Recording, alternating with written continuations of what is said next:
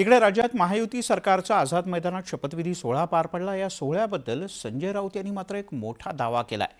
त्यांचं म्हणणं आहे की एकनाथ शिंदे यांना उपमुख्यमंत्री पदाची शपथ घ्यावीच लागणार होती, अन्यथा त्यांच्याशिवाय शपथविधी सोहळा पूर्ण करण्याची तयारी भाजपनं दर्शवली होती, असं त्यांचं म्हणणं आहे। अर्थात संजय राऊत यांचा या दावा शिवसेनेच्या नेत्यांनी मात्र फेटाळून लावला।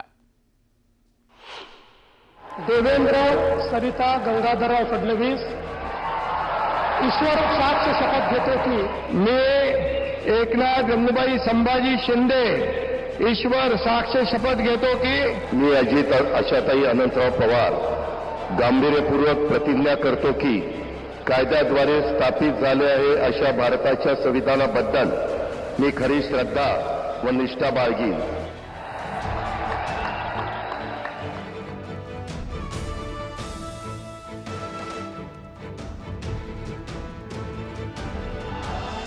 गुरुवारी मुंबईच्या आझाद मैदानावर महायुती सरकारचा शपथविधी झाला।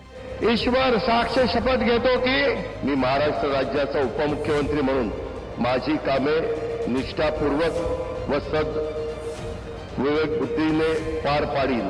देवेंद्र फडणवीसांनी तिसऱ्यांदा मुख्यमंत्री पदाची शपथ घेतली। मी महाराष्ट्र राज्याचा मुख्यमंत्री म्हणून माझी कामे निष्ठापूर्वक व सत्सद विवेक बुद्धीने पार पाडेन। भव्य दिव्य स्वरूपात हा सोहळा पार पडला असला तरी या सोहळ्यापूर्वी एकनाथ शिंदेंच्या नाराजीची चर्चा रंगली होती। गुरुवारी दुपारी 3 वाजेपर्यंत शिंदेंच्या सत्ता सहभागातील अनिश्चितता होती।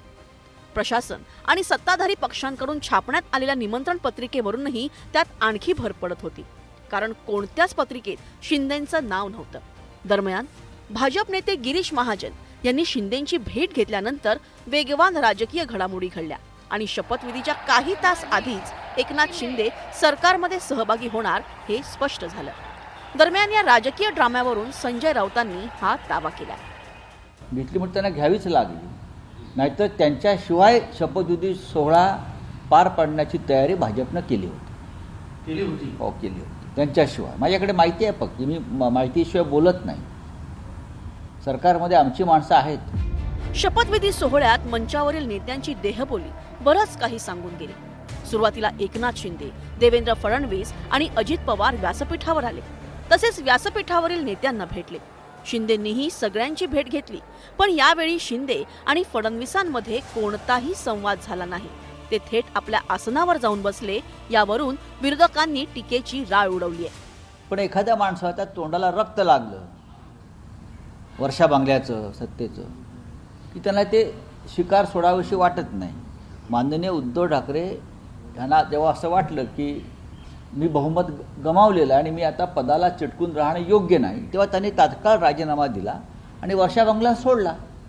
मोह नाही, मिळालं, काम केलं, पद गेलं, सत्ता सोडली, निघून गेले। हे सगळ्यांना जमतं असं नाही। ज्यांना जमलं त्यांनी केलं, ज्यांना जमलं नाही ते आदळआपट करत राहिले।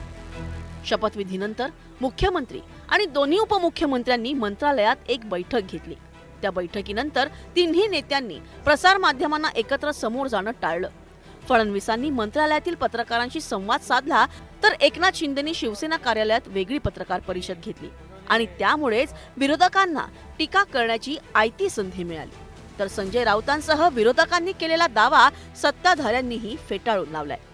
स्वतः देवेंद्र फडणवीस साहेब 2 वेळेला शिंदे साहेबाला वर्षाला येऊन भेटले, त्यांचाही त्यांच्या शब्दाचा सन्मान राखला।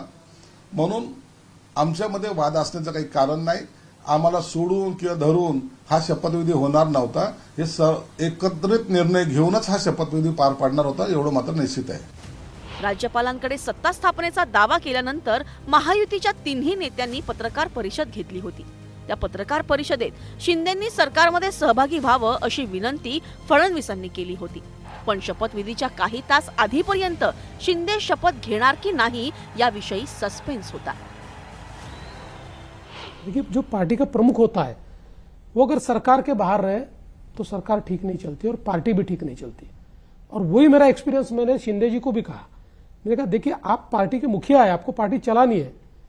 आप सत्ता के बाहर रहेंगे तो आपके जैसे पार्टी के को चलाने के लिए सत्ता के माध्यम से जो निर्णय करने पड़ते हैं, जो एक प्रकार से लोकाभिमुखता लानी पड़ती है, वो नहीं आ पाएगी।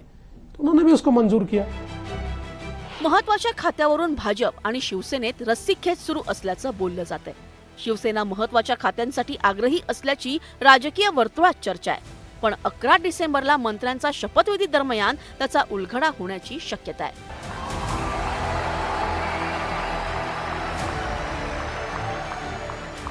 Bureau report, news 18 Lokmat, Mumbai.